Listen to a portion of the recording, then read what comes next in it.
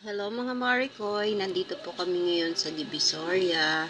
Dito po kami namimili ng asawa ko ng iba't ibang klase ng mga candies, chocolates, gummies, na paborito ng mga bata.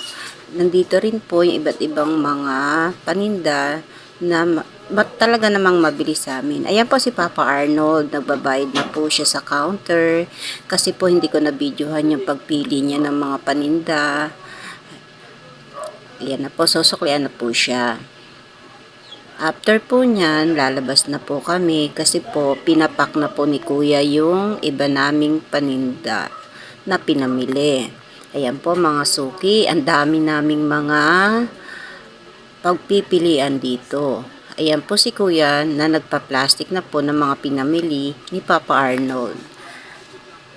Patapos na po kami nyan at pauwi na po.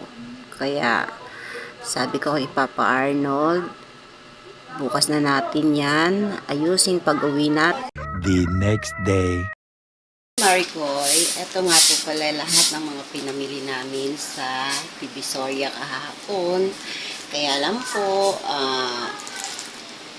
napagod kami kaya hindi na po namin muna inayos. Ayan po, lahat po yung mga pinamili namin sa Divisoria. Malaki-laki rin po yan. Kaya, napakarami. Ayan po. Oh, napakarami. Iba't ibang klase po ng paninda na binili namin sa Divisoria. Ayan. Puno na naman ang aming paninda. Ito po, mabili po ito sa amin. Itong Little Choco Egg.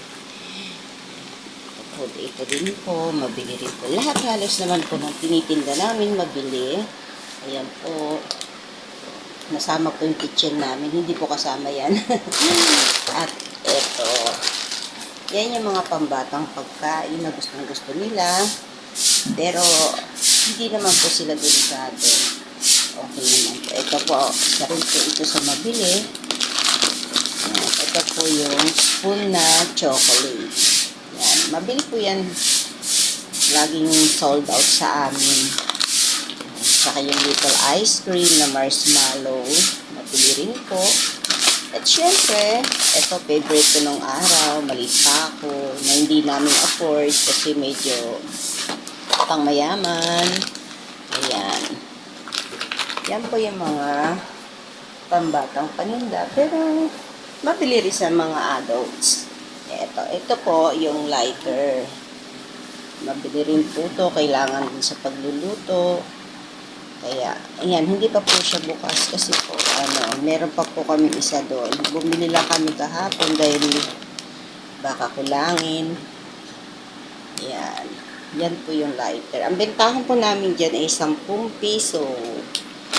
Ito po yung Mikmik.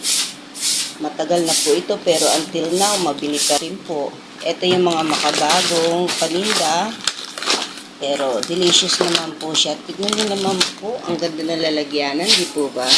So, yan, mabili rin po yan sa amin. At ito pong mga gummy na nakabalot na. Iba't ibang klaseng gummy po yan. Meron pa po ito. Siyempre, ang gawang atin na yema. Talaga namang masarap. Yema. At sampalok. Wow, nangangasin tuloy ako. Ito rin po, mabili rin po. Itong marshmallow. Yan. Malo Pops na may chocolate sa loob. Ito naman po. Ako po. Ito malaki na po yung binibili namin kasi mabili.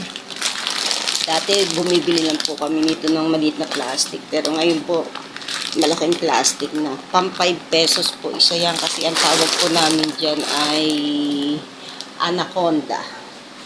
Kaya, yun lang po muna. Mamaya po ayusin na po namin yan para mas maganda na po yung tindahan. Ayan po si Papa Arnold. Papa Arnold, say hi! Good morning! Ayan po. Nag-aayos na po siya. Yan, morning na po. Maliwanag na. Yan po yung iba namin paninda. Mamaya po, puno na yan. Ayan, puno na ang tindahan ko, mga Maricoy. Ayan na po yung mga pinamili namin. Nailagay na po namin lahat sa mga lalagyanan. Ayan po. Ayan, maraming na po akong paninda. Iba po, dito ko nilagay sa pagpasok ng pintuan namin. Ayan po yung mikmik. Ayan po, ipapasok lang po ako ha. Kasi po binidyohan ko lang po yung labas dahil talaga naman po magandang tignan. Ayan yung mga pinamili namin kanina na ipinakita ko po sa inyo. Iba't ibang klase ng gummy, candies, and chocolates. Oops, na-extra yung aso ko. Ayan po, meron din po akong tindang sibuyas, bawang at luya. Dagdag kita din po kasi yan na hinahanap ng mga customer. At yan po, yung iba pa naming pinamili sa grocery na laging kailangan ng aming mga suki gaya ng suka toyo at mga kape. Ayan lang po muna ang aking may papakita dahil marami pa po kaming aayusin. Ayan po, maraming salamat po sa panonood.